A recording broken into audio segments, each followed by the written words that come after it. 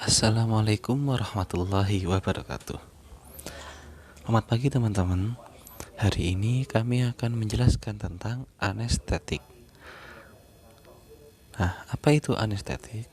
Anestetik atau anestesi atau pembiusan itu berasal dari bahasa Yunani an artinya tidak, tanpa, dan aesthetos persepsi, kemampuan untuk merasa. Jadi anestesi itu suatu tindakan menghilangkan rasa sakit ketika melakukan pembedahan dan berbagai prosedur lainnya yang menimbulkan rasa sakit pada tubuh. Nah, berdasarkan cara pemberiannya, anestesi dibagi menjadi dua. Yang pertama, anestesi inhalasi. Yang kedua, anestesi intravena. Anestesi inhalasi yaitu senyawa yang dapat menimbulkan efek anestesi dan diberikan secara inhalasi. Jadi apa? Rekaman. Enggak, tugasnya direkam terus kirim.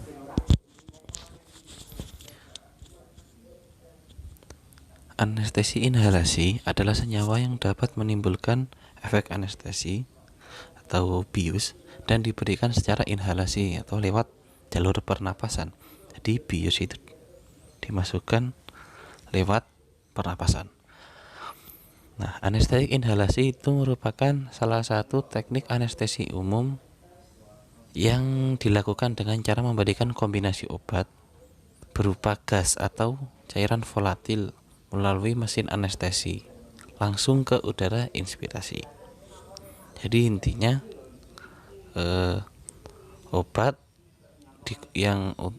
obat tertentu untuk anestesi kemudian dimasukkan lewat jalur inspirasi atau pernapasan. Nah, kelompok obat ini dapat digunakan untuk induksi dan pemeliharaan anestesia dan mungkin dapat juga digunakan setelah induksi dengan anestetik intravena. Nah, ini ya gambarnya mesin anestesi. Berdasarkan struktur kimia, anestesi inhalasi itu dibagi menjadi dua. Yang pertama, turunan ether, contohnya dietil ether. Yang kedua, turunan hidrokarbon terhalogenasi, contohnya halutan. Dietil ether yaitu cairan yang tidak berwarna, mudah menguap, berbau khas mengiritasi saluran napas, mudah terbakar, tidak bereaksi dengan soda lime absorber, dan dapat terurai oleh udara serta cahaya. Dan terakhir, obat anestetik yang sangat kuat. Jadi dietil ether ini itu anestetik yang buat anestesi yang sangat kuat. Keuntungannya itu murah dan mudah didapat. Kemudian tidak perlu digunakan bersama dengan obat lain, cukup aman.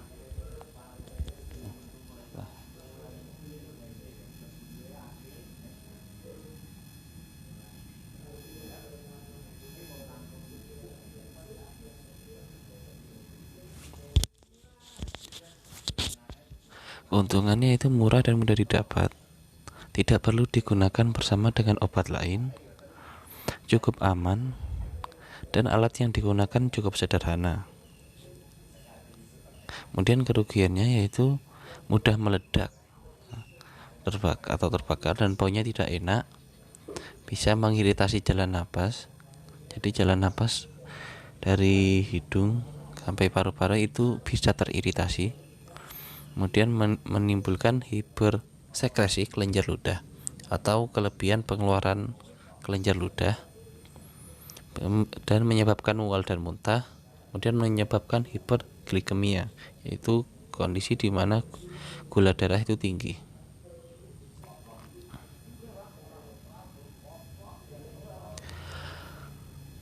Kemudian halutan itu merupakan cairan tidak berwarna, berbau enak, tidak iritatif atau mengiritasi saluran pernapasan, kemudian mudah menguap, tidak mudah terbakar ataupun meledak, dan tidak bereaksi dengan soda lem, mudah diuraikan cahaya.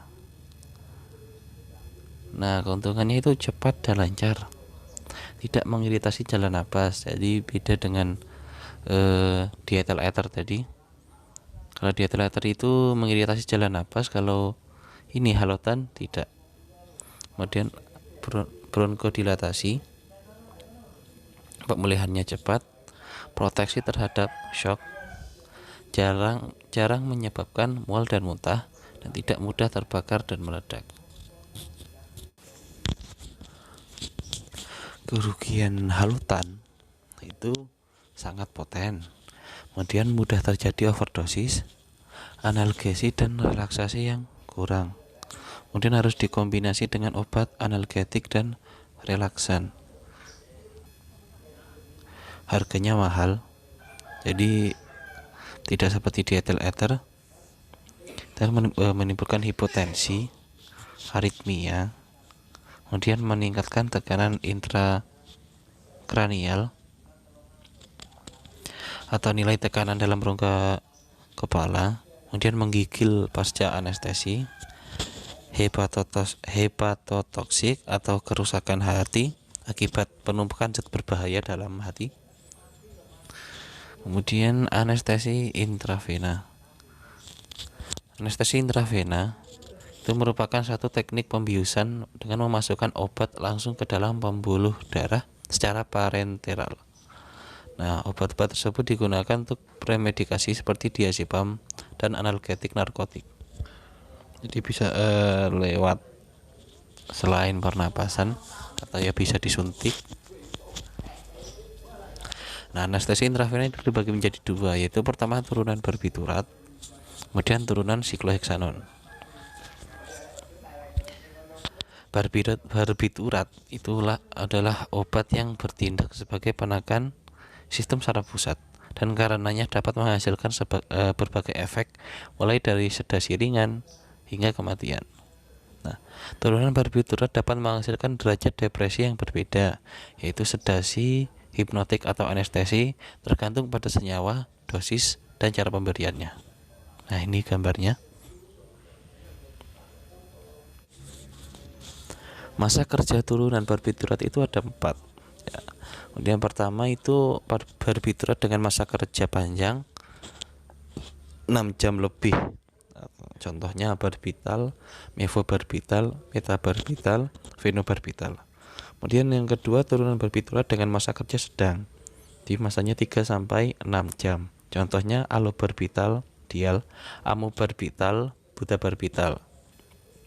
Kemudian yang ketiga itu turunan barbiturat dengan masa kerja pendek, setengah sampai 3 jam. Contohnya siklobarbital, heptabarbital, hexetal, pentobarbital, segobarbital. Kemudian yang keempat turunan barbiturat dengan masa kerja itu sangat pendek, kurang dari setengah jam. Contohnya tiopental, tiomital, metohexital. Kemudian sikloheksanon adalah senyawa keton yang memiliki H-alpha.